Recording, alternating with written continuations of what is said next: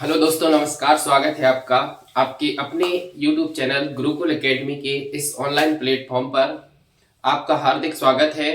तो भैया, class 10th के हम कुछ इम्पोर्टेंट क्वेश्चनों को सॉल्व कर रहे थे, जिसमें हमने 8 चैप्टर के सभी इम्पोर्टेंट क्वेश्चनों को निपटाया था और उनका बेसिक भी पढ़ा था। तो आज हमारे सामने है चैप्टर 9 क्लास 10th। ठीक है, तो इसके हमें इम्पोर्टेंट क्वेश्चनों को निपटाना है। ठीक है, तो भैया सबसे पहले ये जो आपको क्वेश्चन दिख रहा है, ये क्वेश्चन बोर्ड परीक्षा की दृष्टि से बहुत इंपॉर्टेंट है और ये प्रश्न अभी परीक्षा में 2023 में आया हुआ भी था। ये कब आया था? 2023 में। इसलिए यह क्वेश्चन बहुत इंपॉर्टेंट है, तो इस साल आने की संभावना है। तो इसको बहुत अच्छे तरीके से देखिए, इसको आज हम निपटाते हैं। तो सबसे पहले चैप्टर 9 में हमें दो चीजों को विशेष ध्यान रखना है। कौन सी दो चीजें? देखो, जैसे इधर ये डायग्राम बना दिख रहा है। अगर भैया एक समकोण त्रिभुज बन रहा है, ठीक है, और समकोण त्रिभुज में अगर ये जो होती है, ये वहां पे क्षैतिज रेखा होती है। क्या होती है? क्षैतिज रेखा। ठीक है, तो अगर नीचे से कोई व्यक्ति ऊपर की ओर देख रहा है, अगर नीचे से कोई व्यक्ति ऊपर की ओर देख रहा है, तो यहाँ जो थीटा कोण बनता है, ये हमारा कहलाता है उन्नयन कोण। ठीक है, क्या कहलाता है? उन्नयन कोण।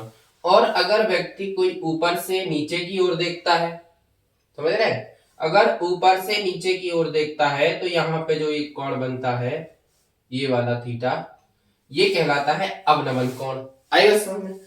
देखो और सिंपल में समझो, यदि कोई व्यक्ति छत के ऊपर खड़ा हुआ है, ठीक है, अगर वो छत के ऊपर खड़ा है और एक व्यक्ति छत के नीचे, मतलब नीचे खड़ा है, अगर वो व्यक्ति नीचे से छत को देखता है, ऊपर देखता है, ठीक है, तो नीचे से अगर वो ऊपर देख रहा है, तो नीचे कौन सा कोण बनेगा? उन्नयन कोण। ठीक है, और अगर वो ऊपर से नीचे वाले व्यक्ति को देखता है, तो ऊपर जो होगा, ऊपर कौन सा कोण बनेगा? ऊपर बढ़ेगा अवनमन कोण। ऊपर से देखे तो अवनमन और नीचे से देखे तो उन्नयन। ठीक है, आई बात समझ में? तो इसमें केवल हमें इतना ही ध्यान रखना है। बाकी 8 चैप्टर में आप पढ़ चुके हैं। क्या पढ़ चुके हैं? तो लाल बटे कक्का के बारे में। तो लाल बटे कक्का, ये साइन होता है, ये कॉस होता है, ये टेन होता है ना? ये कॉट होता है, ये सेक होता है, ये कोसेक होता है। पढ़ चुके ना कि नहीं? ठीक, तो इसमें आज हम इस सवाल को निपटाते हैं। देखो, सवाल है हमारा, आंधी आने से एक पेड़ टूट जाता है और टूटा हुआ भाग इस तरह मुड़ जाता है। जैसे भैया ये सीधा पेड़ खड़ा हुआ है, ठीक है, अब ये पेड़ यहां से टूटता है और ये झुक जाता है, तो इधर नीचे गिर जाता है। ठीक है, तो पेड़ जहां पे खड़ा है, ये पेड़ जहां पे खड़ा है, ये इसका होता है पेड़ का पाद बिंदु। ठीक है, पेड़ जहां पे खड़ा है, अब जहां से टूटा है और जहां पे गिरा है, तो यहाँ पे ये पूरा अगर खड़ा है, तो ये ऊपर वाला होगा पेड़ का शिखर, और जब टूट के नीचे गिरेगा तो ये पेड़ का शिखर इधर आ जाएगा। समझ रहे? तो ये पॉइंट सी हमारा इधर आ जाएगा। तो जब ये पेड़ टूट के गिरेगा, तो यहाँ पे एक समकोण त्रिभुज बन जाएगा। क्या बन जाएगा? तो यहाँ पे एक समकोण त्रिभुज बन जाएगा। ठीक है, अब हमें पता है कि समकोण त्रिभुज अगर बन रहा है, और देखो पढ़ो आगे, कि पेड़ का शिखर जमीन को छूने लगता है। छू रहा है कि नहीं छू रहा है ना? और इसके साथ 30 डिग्री का कोण बनाता है। तो भाई साहब, ये उन्नयन कोण है, नीचे बन रहा है, उन्नयन कोण है। कितने डिग्री का है? 30 डिग्री का। फिर इसके बाद है, पाद बिंदु की दूरी जहां पेड़ का शिखर जमीन को छूता है, 8 मीटर है। तो भैया पाद बिंदु से जहां पेड़ खड़ा है, वहां से पेड़ की शिखर तक कितनी दूरी है? 8 मीटर। ठीक है ना? तो ये 8 मीटर हमें दी गई है। इसके बाद हमसे कहा गया है कि पेड़ की ऊंचाई ज्ञात कीजिए। क्या ज्ञात करना है? पेड़ की ऊंचाई ज्ञात कीजिए। ठीक है, तो इसको बड़े ध्यान से समझो, बहुत इंपॉर्टेंट है। देखो, अब भैया ये अगर समकोण त्रिभुज है, तो समकोण 90 डिग्री के सामने वाली भुजा को हम क्या कहते हैं? कर्ण कहते हैं। समझ रहे? और ये हमारा थीटा के सामने लंब होता है और नीचे हमारा आधार होता है। ठीक है, ये बेस होता है, ये हाइपोटेनियस होता है और ये परपेंडिकुलर। ठीक है, अब देखो, यदि हम सबसे पहले हम लेंगे त्रिभुज, या फिर अगर आप लिखना चाहें तो इसमें लिख भी सकते हैं कि बीसी एक पेड़ है, ठीक है। और अभी ये ए बी एक मतलब यहां से टूट जाएगा तो सी बिंदु इधर आ जाएगा। तो ए सी इसमें अगर लिखना चाहें तो ए सी एक पेड़ का ये पेड़ का शिखर हो जाएगा, और ए बी जो है शेष खड़ा हुआ पेड़ है, और ये बी सी क्या है, आधार है, क्षैतिज रेखा है, ठीक है। या पाद बिंदु से पेड़ के शिखर तक की दूरी है, समझ गए। तो हमें केवल कुछ नहीं करना है, मैं तो सीधा समकोण त्रिभुज ए बी सी में समकोण त्रिभुज एबीसी में, तो अगर हमें अब देखो आधार दिया है, लंब भी चाहिए, कर्ण भी चाहिए, तो सबसे पहले हम क्या निकाल ले रहे हैं, कर्ण निकाल ले रहे हैं, है ना। ये हमारा होता है कॉस आधार बटे कर्ण। तो इधर हम लिख लेंगे कि कॉस थीटा बराबर होता है आधार बटे कर्ण। आ रही बात समझ में। तो आधार हमारे पास क्या है, तो आधार है हमारे पास BC, तो ये ऊपर हो जाएगा BC, और कर्ण है हमारा AC, तो नीचे हो जाएगा AC, ठीक है। हमारे पास केवल BC का मान है, तो हम क्या करेंगे कि cos थीटा का मान कितना है 30 डिग्री बराबर आधार BC का मान, BC का मान निकालना है, सॉरी BC का मान हमारे पास है 8, और AC का मान निकालना है, तो AC का AC लिख दो। अब cos 30 का मान कितना होता है, सारणी अगर याद है तो बन जाएगा। cos 30 का मान होता है √3/2, तो √3/2 बराबर 8/AC, समझ गए। अगर ये ऊपर जाएगा और ये इधर जाएगा, तो ये AC बराबर हो जाएगा 2 अट्ठे 16, और ये √3 कहाँ आ जाएगा नीचे, तो भाई साहब ये हमारा AC का मान आ जाएगा कितना 16/√3। अब देखो इधर समझो थोड़ा, कॉस अगर हमने लगाया तो आधार बटे कर्ण, यहां से हमें कर्ण मिल जाएगा, ठीक।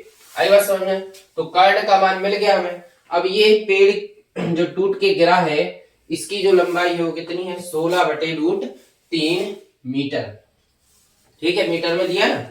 अब इसके बाद हमें क्या करना है, इसके बाद हमें इसकी ये लंब निकालना है, जो शेष बचा हुआ पेड़ है उसको निकालना है। तो शेष फिर से हम ले लेंगे समकोण त्रिभुज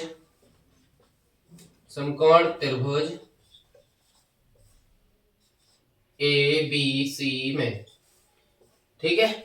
अब की बार अगर हमें लंब बटे आधार लेना है, तो लंब बटे आधार होता है 10, तो यहां पे आ जाएगा 10, और कोण तो वही है 30 डिग्री।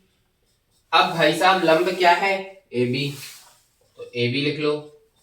हमारा आधार क्या है तो BC, तो BC लिख लो। आ रही बात समझ में। तो 10 30 डिग्री का ये हो जाएगा हमारा लंब बटे आधार, ठीक। अब 10 30 का मान होता है 1/√3।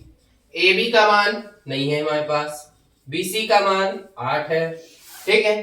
तो इसका जाके इधर गुणा हो जाएगा, तो 8/√3 बराबर AB। तो भैया AB बराबर क्या आ गया 8/√3 मीटर, ठीक है। अब देखो ये जो शेष खड़ा हुआ भाग है ये आ गया 8/√3, और ये जो टूट के गिरा है ये आ गया हमारा 16/√3। अब भाई साहब थोड़ी सवाल को पढ़िए, हमसे कहा गया है कि पेड़ की ऊंचाई ज्ञात कीजिए, यानी हमें पूरा पेड़ की ऊंचाई निकालनी है। तो हम इधर पे देखो, अगर हमें निकालना है पेड़ की ऊंचाई, अब भाई साहब पेड़ की ऊंचाई तो ये AB हो जाएगा, AB का मान, और जो टूट के गिरा है AC का मान, इन दोनों को हम प्लस कर देंगे तो हमें क्या मिल जाएगा, ये यहां से पूरा B से C तक पूरा पेड़ मिल जाएगा, समझ रहे। तो इसको AB का मान कितना है भाई साहब 8/√3, AC का मान कितना है तो 16/√3, तो 16/√3। अब देखिए इनको हम सॉल्व कर लेंगे, तो इसका एलसीएम करेंगे कितना आ जाएगा √3 आ जाएगा, और ऊपर ये 8 प्लस हो जाएगा 16, समझ रहे हैं? तो ये ऊपर हो जाएगा 24/√3 मीटर। तो ये हमारा क्या निकल आएगा, पूरी पेड़ की ऊंचाई निकल आएगी। ठीक है, अब इसको अगर हम चाहें तो थोड़ा और भी सॉल्व कर सकते हैं। देखो, या तो 24/√3 लिखा रहने दो, या इसको थोड़ा हर का परमीकरण कर दो, इधर कर लो हर का परमीकरण। हर का परमीकरण करेंगे तो कितना आ जाएगा इसका, ये 24 का 24 लिखा रहने दो, नीचे √3, अब इधर √3 का ऊपर और √3 का नीचे गुणा हो जाएगा, समझ रहे? तो ये √3 और √3 3 हो जाएगा, और ये हो जाएगा हमारा 24√3 और नीचे आ जाएगा 3। तो इसको 3 से काट देंगे तो 3 अट्ठे 24, तो ये हमारा आ जाएगा 8√3 मीटर। ये आ जाएगी हमारे पेड़ की कुल ऊंचाई, समझ गए? तो ये जब पेड़ हमारा पूरा खड़ा था तो उसकी ऊंचाई कितनी थी, 8√3 मीटर उसकी टोटल ऊंचाई थी। ठीक है, तो ये रहा आज का हमारा इंपॉर्टेंट क्वेश्चन। तो इसको भाई साहब बड़े ध्यान से लगाइए, और आज के लिए इतना ही। अगर ये आपको समझ में आया है तो वीडियो को लाइक करिए, चैनल को सब्सक्राइब करिए और घंटी दबाइए। ठीक है ना? तो फिर मिलते हैं किसी धमाकेदार क्वेश्चन के साथ। तो आज के लिए इतना ही। बढ़िया पढ़ते रहिए, स्वस्थ रहिए, मस्त रहिए। परीक्षाएं बहुत नजदीक भैया, तो ध्यान लगा के पढ़ाई कीजिए। ठीक है ना? मिलते हैं किसी नेक्स्ट क्वेश्चन के साथ। तब तक के लिए धन्यवाद, बाय बाय।